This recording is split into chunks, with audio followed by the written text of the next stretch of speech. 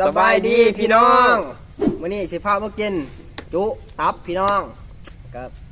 เทน่านี่แจ่วซุนคมๆนี่พี่น้องแจ่วนี่เต็มถ้วยนี่พี่น้องแล้วก็ผักหลายๆคือเก่าเอาติ๊บใหญ่ๆนี่มื้อนี้ใส่ติ๊บเอาพี่น้องเต็มติ๊บพี่น้องนี่มาสดเอาเด้อพี่น้องเด้อยิ้วเขาบ่อะไรพี่น้องยัดเลยได้นี่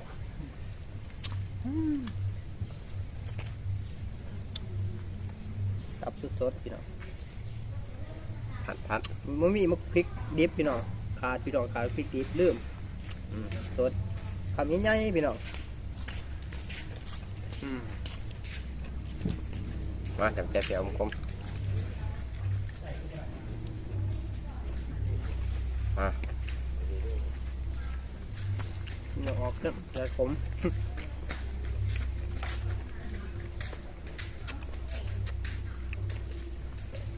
ขอก่อนพี่น้องมา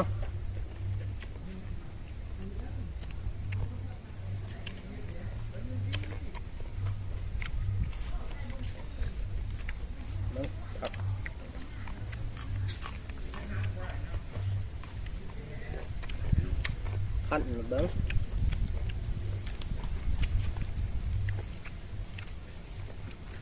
รสก็งามอยู่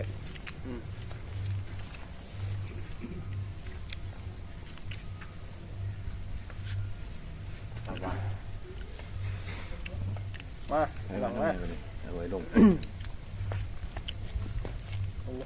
ตกสับม้วนทำไงคือเก่าไงยุคยาเดี๋ยวไปดันนี่ทำยังไง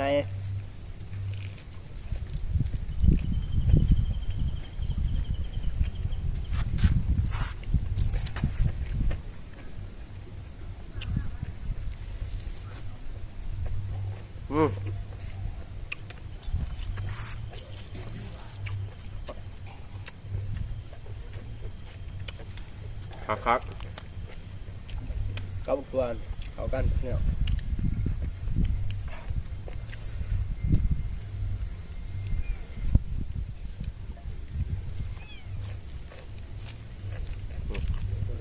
สดยอดไงคือเก่า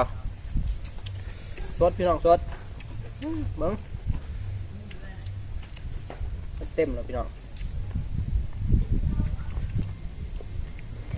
แซ่บอยู่คักอยู่พี่น้องคือเกาพี่น้องตักนี่ไงคือว่าโมมิเนาะหยาบจักหน่อยพี่น้องอันที่เก็บคันชนะเลยอย่างงั้นหยาบไหมสุดยอด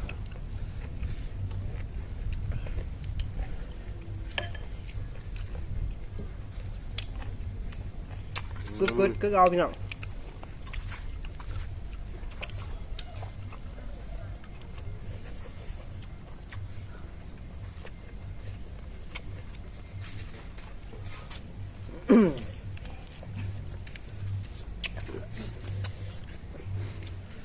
คำไหนคือเก่ามาโอ้หมกเก็ดหน่วยมาพี่เดือดแต่กับแข้งขมๆนี่พี่น้องแข้งนี่นี่ผมคักพี่น้องเดี๋ยวเป็นกินโต๊ะให้เบิ้งพี่น้องเป็ดหน่วย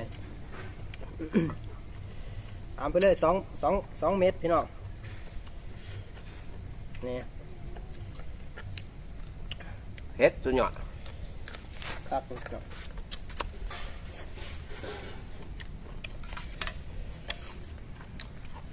เป็ด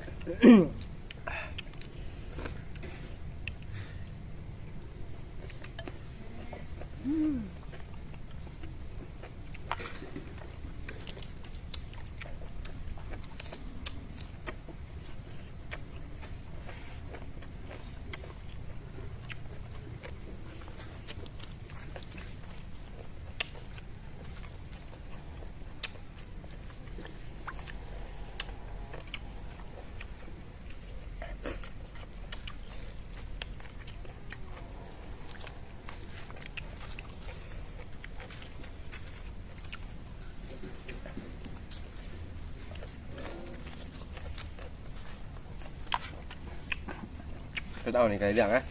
ครับอยู่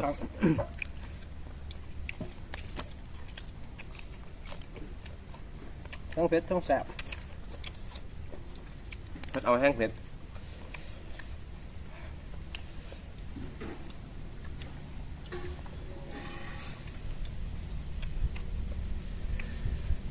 ครับพี่น้องเผ็ดน้อยคือเก่า2 เม็ด มา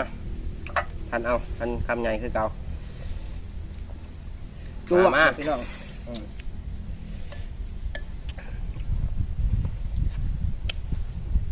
เยอะ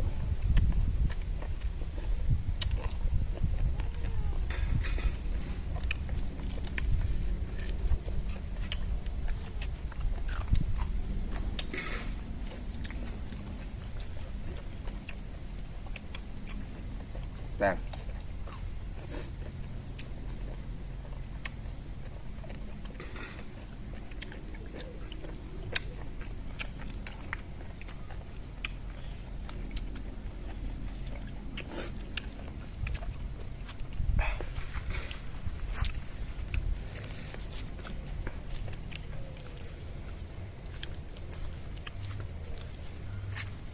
โอ้เผ็ดพี่น้องเผ็ด4 เม็ด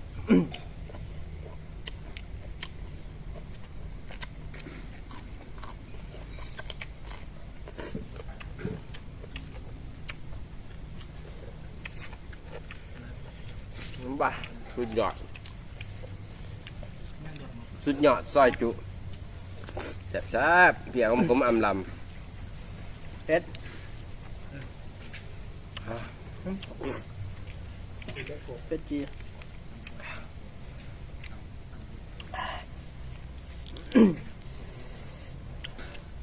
สุดยอดก็เผ็ด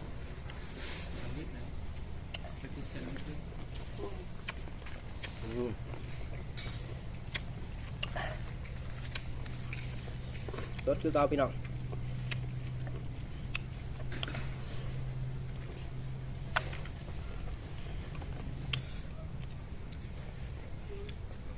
เทนะ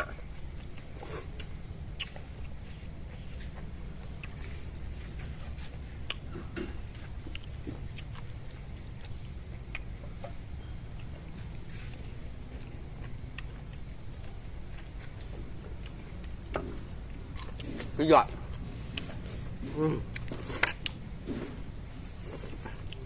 แซ่บอยู่พี่น้องแต่ว่าเผ็ด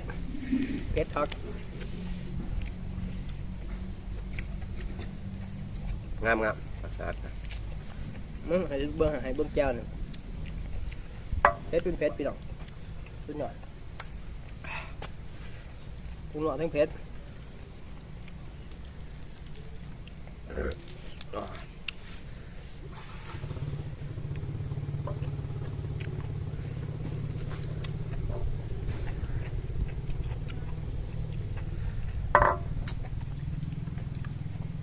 เอามา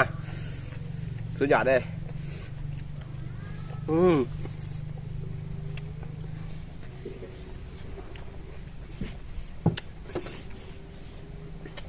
สุดยอดความเผ็ด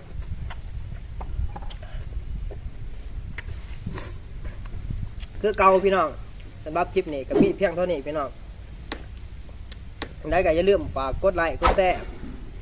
กดติดตามกด Subscribe กดกระดิ่งพี่น้องเพื่อบ่พลาดคลิปใหม่ๆของพวกเราพี่น้องขอขอบใจ